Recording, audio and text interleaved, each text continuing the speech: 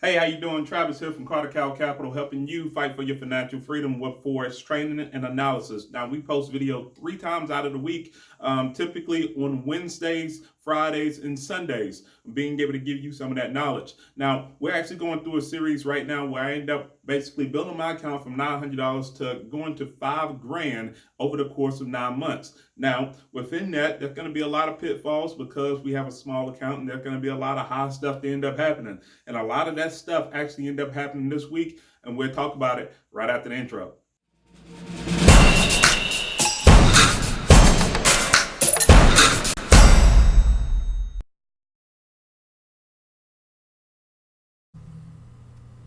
So just to recap, here's the goal. Remember, I started off with $900 last month, and from now I'm depositing $200 at the beginning of each month. Also with that, I'm going to end up finding 20 or more quality setups. I'm going to average 50 pips profit with a monthly goal of 1,000 pips. Now, the plan is to be able to profit $100 each week, but because I am a swing trader, some trades actually go from one week to another. So that means that if in week 2 I end up getting $200 for that goal, then that meant that it met the week 1 goal for $100. Now, you have not, please make sure that you end up clicking on that Carter Cow Capital Trading View page. This is where I actually end up giving you the full analysis of the trades that I'm taking throughout this process that will end up helping you out and giving you some actual analysis that go along with why I'm taking the trade and giving you more detailed information about what's going on within that situation. Now, the first pair that I want to talk about is the United States sale that I end up taking on the first. I actually end up placing a dedicated video on the Australian pair in general, basically saying that I thought it could end up making people a lot of pips, which equals to a lot of money on this pair. If you have not watched that video, I actually have it in the show notes, so please make sure that you end up taking a look at it. But what I ended up seeing was it rejected off the 70-20 area on the first. It actually ended up giving a evening star from that, and I ended up taking the retracement sale once it ended up breaking that area. On the daily chart, it actually ended up showing up very well. On the 2-hour chart, this is that evening star move that ended up happening. So it rejected under the 70-20 area, turning past support into future resistance, and then went down. That's where my first sale was. After they ended up retracing back up, I ended up going to the 2-hour and looking for a precision entry point trade, in which if you end up seeing that line right up there, that's where I ended up taking my second trade at. So Monday it went down. Tuesday ended up really retracing down and actually ended up hitting a 1.618 level. Now that's a Fibonacci 1.618. And if you do not know about Fibonacci's, I'm actually going to end up having a dedicated video this week talking about that. So typically what happens once it hits a 1.618, it actually retraces back. But that put me in a conundrum. My take profit level is 68.20. There was high impact news that was happening that was affecting the United States dollar. And there's 3 things that you can typically do within a high impact situation. 1, you can take your profit and then see what happens and let everything play out.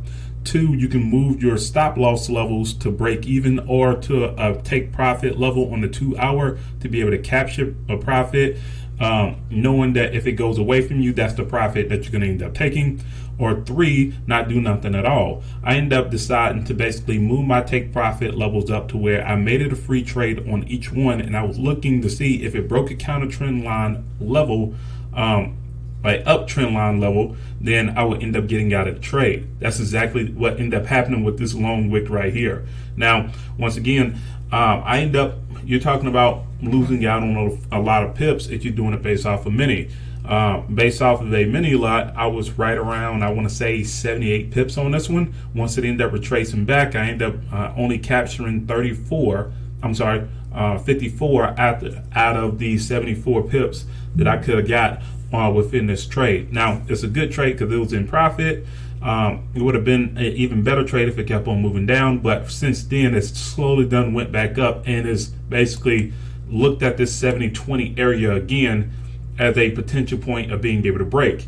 Now, just like last time, or just like what we ended up doing last week, if it does break this position, then that means that it's going to end up going up, and it's going to end up basically attracting this A area, and we'll see if it ends up breaking past it. But if not, then we'll see if 70-20 turns into a actual resistance level again. If it does, and there's a sale to be able to take, then I might end up taking it again with the same target level going down again. But that's what ended up happening on the Aussie United States sale. Moving on, with United States dollar strength in mind for the first couple weeks, what I ended up doing was also taking a sale on the 5th, which was the New Zealand dollar, United States dollar. Now, a couple things ended up happening on this one. They actually ended up rejecting off the 67.20 line once they ended up turning past support into future resistance. I actually ended up taking a sale on that counter trend line break. On the 2 hour, once it ended up going to a high price again, I actually ended up selling it again to be able to place my second sell in. Now my target was 6,500 on this level, which is down here. What ended up happening was it ended up going through its first swing. From its first swing, it actually ended up hitting the D extension. The second time it ended up hitting the swing, I actually ended up selling around this area, and then from there it went down to the extension again. Now, once again, high impact news on Wednesday affected United States dollar, and my biggest warning that I could have seen that I should have just gone ahead and taken profit was this long wick right here, meaning that all of the sellers basically got out, and then the buyers stopped buying it up with anticipation of the United States dollar actually having weakness within the rest of the week, and basically that's what ended up happening. So going forward, what I'm looking at is this. On the 2 hour, if I can be able to find it at a high price, then I'll be able to get back in. But right now, I am out for the rest of this week because it seems like the New Zealand dollar is actually going to end up having strength. Once again, on the New Zealand dollar, I actually end up leaving a lot of profit off the table just because I ended up making the decision that I wanted to see what happened within that economic news. But I was still able to capitalize on 24 pips on being able to gain it. I could have ended up receiving, I think, right around 45 to 50 pips on that movement. But once again, that's the decision that you end up making. Now, moving on, the next pair that I ended up trading was the Aussie CAD. Once again, this trade was on the first based off of the Australian dollar having weakness. What I ended up saying was that I seen that it ended up retracing, or basically rejecting off this 9,200 level. From rejecting off this 9,200 level, what I was trying to do is basically end up selling it all the way down to 89.50, which was the D extension on the daily chart. Now, the one area that I was really worried about was the 91150 area, in which last week what I ended up saying was that was a month of support, and actually turned that into resistance, then I'd be okay in this trade. So what ended up happening was that I ended up catching it right here at the beginning portion of it. I ended up selling it down. Once it ended up happening, it ended up breaking past that level. Once it broke past that level, I ended up taking a second trade on it right in here off of this counter trend line break and retest area right here. I ended up selling it once it ended up retracing it again, feeling pretty comfortable about it. So it ended up hitting his D extension. From there, it actually ended up retracing back again. Now, because it is a monthly support, typically what happens is price typically hovers around that area, and that's exactly what ended up happening on this trade. So I protected profits by being able to get out of it because the Australian dollar on Wednesday really ended up basically retracing on all of the pairs. To be able to capture some profit. What ended up happening at the end of the week was that it ended up hovering around that area. I tried to place a second sale on that and quickly got out of it because it ended up retracing away from that 91.50 area. So going into this upcoming week, I'm out on this trade. So along with the United States dollar having strength and basically end up turning around, it's the same thing that ended up happening with the Japanese yen. I ended up selling the Euro New Zealand dollar earlier throughout the week, and it was actually in the sell zone, so I felt pretty good about the chances of being able to ride this out to the 119 area that I originally ended up placing in as a actual sale last month. So what ended up happening was that I actually ended up taking a trade once it ended up rejecting and going right back underneath the 70.40 area based off of this counter trend line break actually in the sell zone. From there, I actually ended up hovering around this area, and on the 2 hour, I actually ended up breaking away on Wednesday uh, based off of New Zealand dollar actually end up having its strength. So once again, it gave me that same type of indication. You end up having that long wick that was right there. That's the same one that ended up happening with the United States dollar. Then from there, it actually ended up exploding up. It retested that area again, and then after that, going back up to that 70-40 area again.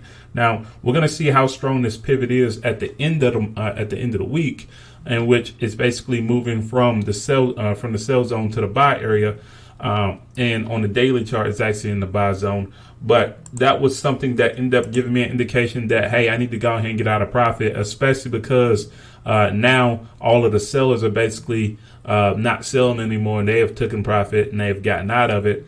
More people are going to end up being prone to buying it more than selling it past this area. Now, if it stays within the 70-40 area and rejects it again, then that'll be an area where I will look at selling again. But I don't think that's going to end up happening this week. I think it's going to end up basically consolidating and hovering around that 72-40 area, or really breaking that area and then retesting it and turning that into a support level to test that high of 76.40 once again.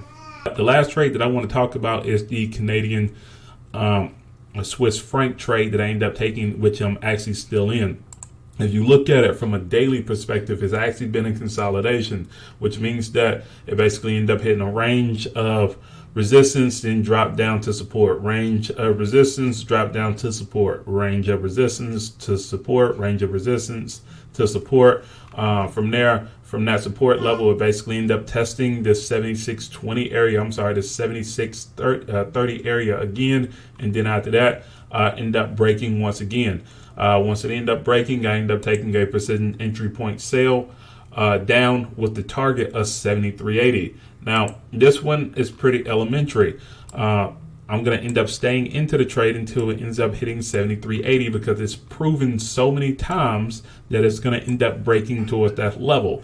Plus, I have less risk on this one because I know where my stop needs to be, and I can move my stop just above that actual resistance point at 76.40, so I can be protected within that trade. So very low risk, very high reward type of trade. So what ended up happening at the middle of the week was it actually ended up retracing back up because I ended up getting it at a lower price, and I ended up taking a second sale on it. So I have two sales. I ended up getting the first sale once they ended up hitting this zone. Then after that, my second sale was when I end up getting this break right around that level. So I end up splitting my risk. Right now, based off of that move, I'm actually break even on both trades. And I'm looking forward to seeing what's going to end up happening at the end of the week. Now, on the 2 hour, it seems like it's in the buy zone again. So that means that it may end up being a slight retracement back up. If so, then that may end up giving everyone else a chance to be able to get into it and make a sale to be able to target that 73.80 area. But on the daily, I'm pretty comfortable about what's going on with the daily because it's just coming out from that sell zone position, moving towards the buy zone. So that gives me comfort that it's probably going to end up being more people selling than there is buying within that area. I just got to keep my eyes on what's happening with the momentum. But that was all of the trades that I ended up taking and all of the profits and losses that I ended up taking within this week. So there you have it. Once again, it was a mixed bag this week. There was a lot of highs, there was a lot of lows, especially during the mid portion of the week. There's a lot of trades that I'm still in right now actively, and I'm moving towards some actual positions to target where we're going to end up going. And I have a dedicated video for that. Now, once again, I want to make sure that you end up understanding that every trade that you end up taking is a learning experience. And the number one rule is to make sure that you end up preserving your capital while you're going through it. And once again, that's something that I did not do very well at the beginning of the week because I was actually going after certain positions. So you have to keep that in mind when you're taking some type of trades to make sure that you end up preserving your capital and being able to lock in profits along the way, being able to go towards your actual monthly goal. Now, if I provided value for you at the end of this video, please make sure that you end up clicking on that like button, clicking on the subscribe button, and making sure that you end up sending me a comment so we can make sure that we start a conversation with everything that we end up doing. But like always, thank you. I'll see you in the next video.